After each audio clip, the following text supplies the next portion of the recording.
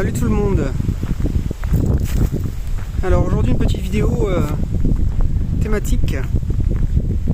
Je me suis dit tiens, ça serait peut-être une bonne idée de présenter des auteurs de manière générale, parce que je crois que je l'ai jamais fait en fait.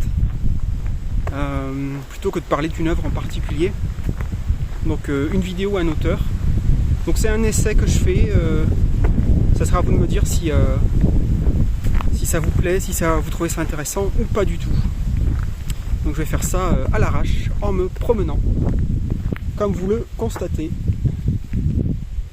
comme d'habitude. Et il y a pas mal de vent, donc j'espère que ça passera malgré tout. Sinon tant pis, je referai. Alors pour cette première tentative, un petit peu au hasard, j'ai choisi de vous parler et de vous présenter Shigeru Mizuki, que certains d'entre vous connaissent très certainement. Alors je vais essayer de vous présenter, vous parler très rapidement de quelques œuvres, et puis en gros l'idée c'est de vous dire pourquoi c'est intéressant de lire cet auteur là en particulier, ce mangaka ou ce gekigaka, selon comment vous vous positionnez. Alors Shigeru Mizuki, c'est un auteur que je vous recommande énormément. Pourquoi ?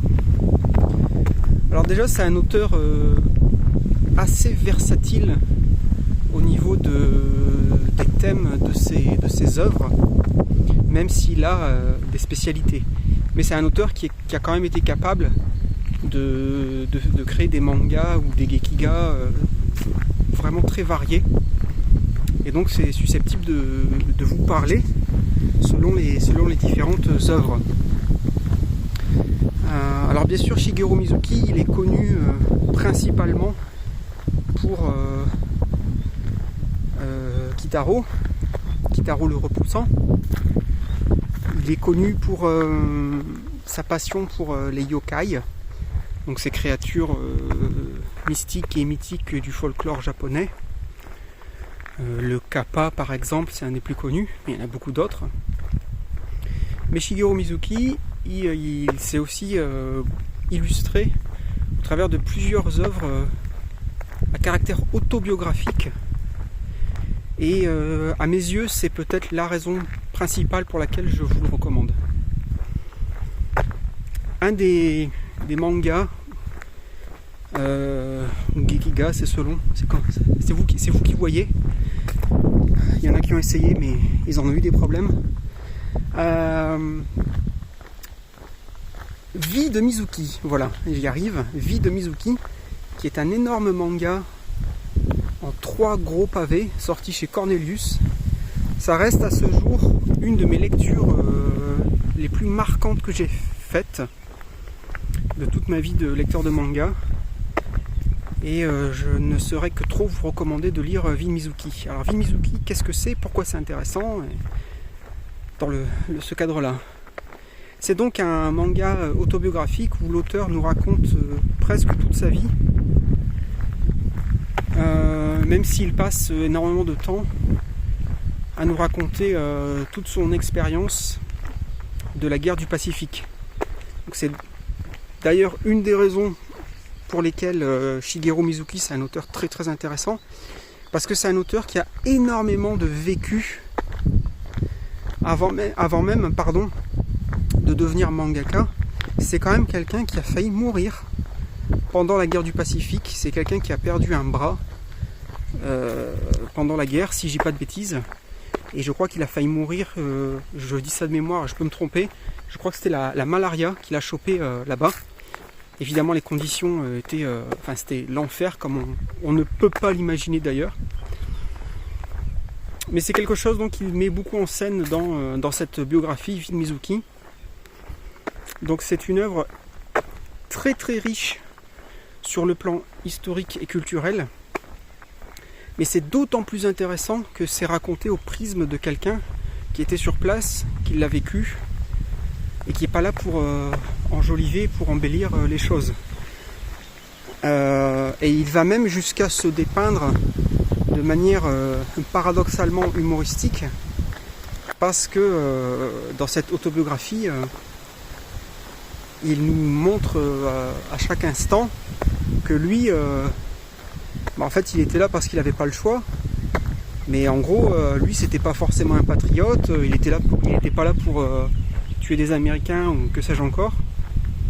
Et puis, c'était un peu le dernier de la classe, quoi. C'est-à-dire, il se faisait tabasser en permanence par ses officiers supérieurs parce que il faisait que des conneries.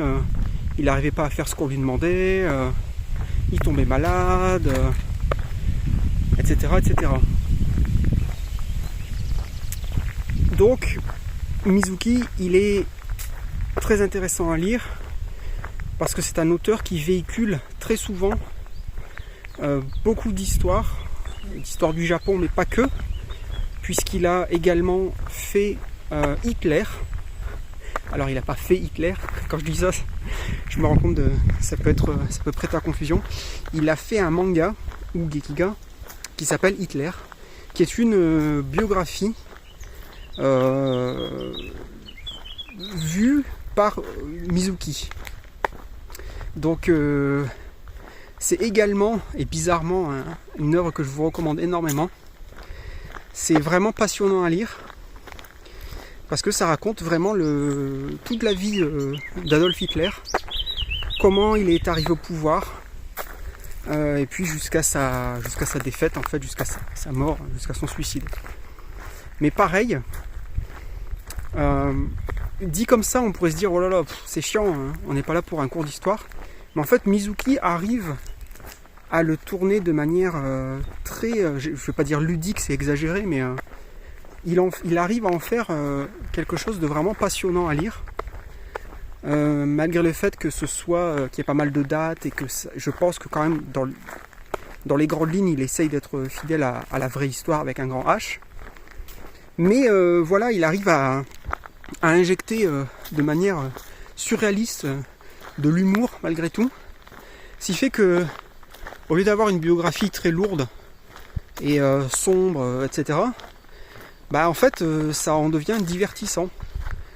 Et donc pour moi ça montre vraiment à quel point Mizuki était capable de prendre un petit peu n'importe quel sujet, même des choses très très sérieuses, et encore une fois d'arriver à nous divertir avec. Et pour moi c'est un tour de force s'il en est.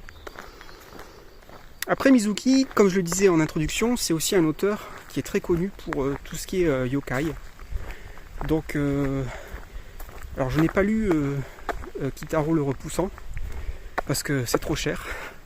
Il y a beaucoup de volumes et voilà, trop cher mon fils. Mais j'ai lu Nonamba qui lui parle beaucoup des yokai. Et Nonamba, encore une fois, il y a un caractère autobiographique, puisqu'en gros, Mizuki nous raconte comment il a été plus ou moins élevé par sa grand-mère. Et cette grand-mère qui croyait dur comme fer au yokai, et qui lui enseignait quand tu vas marcher dans la forêt, si tu vois une statue de tel ou tel yokai, il faut faire une prière devant, etc. Et donc ce manga en un seul volume, Nonamba, que je vous recommande beaucoup, c'est bourré d'humour, c'est bourré de... ça parle énormément de folklore japonais, et ça marche très très bien. Et puis c'est encore une fois très amusant parce que Mizuki se dépeint comme un gamin un peu débile. Et puis il joue beaucoup sur justement cette vision enfantine. Parce que finalement, on pourrait se dire ouais mais les yokai ça n'existe pas, enfin la grand-mère elle raconte n'importe quoi, etc. Mais du coup il l'aborde pas du tout comme ça la question. À aucun moment il remet en cause l'existence des yokai là-dedans. D'ailleurs on peut je pense facilement penser que lui il y croyait certainement. Mais puisque le personnage principal c'est lui en fait, c'est un petit garçon, et quand on est enfant, on croit un peu tout ce qu'on nous raconte. Donc il y a ce côté on accepte en fait. Bah oui, les yokai ça existe, comme les oiseaux dans le ciel, comme le vent, comme la pluie. Bon, c'est un élément parmi tant d'autres de la nature, quoi. Donc Shigeru Mizuki, pourquoi je vous le recommande globalement? C'est parce que c'est un auteur, comme j'ai dit, versatile, qui est capable qui a fait beaucoup d'œuvres qui tournent autour de l'histoire, de la vraie histoire, que ce soit la guerre du Pacifique ou la guerre en Europe, Seconde Guerre mondiale. C'est un auteur extrêmement, évidemment, calé en folklore japonais, tout ce qui est yokai, etc. Donc, en principe, quand on lit un de ses mangas, on apprend beaucoup de choses sur la culture du pays du soleil levant. Si ça vous intéresse, et j'imagine que oui, si vous lisez des mangas. Sinon, qu'est-ce que vous faites là? Et c'est un auteur, c'est un de ces rares auteurs, je pense, qui maîtrise vraiment tous les aspects de ces histoires. À chaque fois que j'ai lu un bouquin de Mizuki, je n'ai jamais été déçu. Je ne suis jamais resté sur ma faim. J'ai jamais eu cette sensation de me dire ah c'est dommage, il y était presque. Il y avait plein de bons éléments, mais il manquait ceci ou cela pour en faire un titre incontournable. Non. Je me souviens très bien que Vin Mizuki vraiment m'avait mis une énorme gifle. C'est vraiment un manga, vraiment c'est... Quand je dis que c'est incontournable, là je le dis vraiment sans exagérer, quoi. Si vous ne l'avez pas encore fait, essayez. Je sais que c'est pas donné, parce que ce sont des très gros bouquins, mais éventuellement cherchez-le d'occasion, ou si vous avez accès aux médiathèques, regardez s'il y est. Mais vraiment essayez de lire au moins le premier volume de Vin Mizuki, parce que je doute que si vous lisez le premier tome, qu'après vous vous dites bah non c'est pas terrible, j'ai pas envie d'en lire plus. Voilà, bon après ça reste possible, chacun ses goûts, mais je pense que Shigeru Mizuki fait partie vraiment de ces maîtres, mais vraiment avec un M majuscule, de ces rares auteurs qui étaient capables de produire des œuvres presque inattaquables, je pense, en essayant de rester le plus objectif possible. Parce que ce sont des œuvres... Désolé, j'ai les lèvres sèches, ça m'énerve. On s'en fout. Ce sont des œuvres qui sont extrêmement riches. Blindées de culture, d'histoire, d'humour. Moi j'aime beaucoup l'aspect de cet auteur, c'est que il se moque de lui-même en permanence. Donc il y a beaucoup d'autodérision.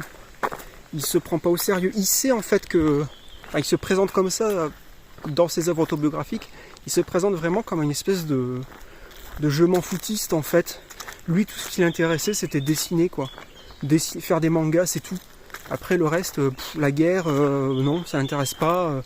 Même, je sais pas, avoir une bonne relation avec sa femme, non, en fait, lui, tout ce qu'il voulait, c'était dessiner, quoi. Donc il se présente pas du tout comme un mec sympa ou comme un, je sais pas, comme un gros bosseur. Non, c'est vraiment un je m'en foutiste. En tout cas, il se présentait comme ça.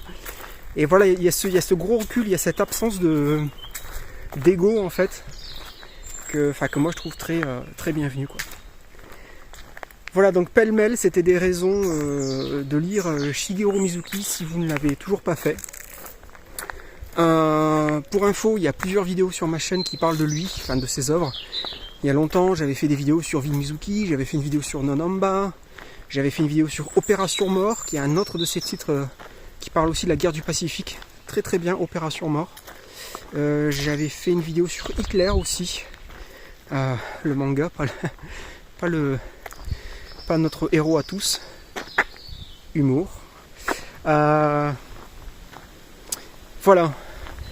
Bon bah écoutez, sur ce je pense que j'ai fait le tour, je ne peux pas vous tenir la jambe sans 7 ans. Et puis bah n'hésitez pas à me dire en commentaire si cette idée de vidéo, c'est-à-dire parler d'un auteur de manière comme ça générale et essayer d'expliquer un petit peu pourquoi c'est intéressant de le lire, de le découvrir. Est-ce que ça vous semble pertinent comme vidéo ou pas? Voilà. J'aimerais bien avoir votre retour en commentaire, ça m'aiderait. Voilà. Moi je trouve que c'est sympa, ça change. Mais peut-être que vous me direz, bah non, c'est tout pourri. Barre-toi, chacal. Allez, bon bah moi il me reste encore pas mal de route à faire comme je vais vous le montrer. Voilà.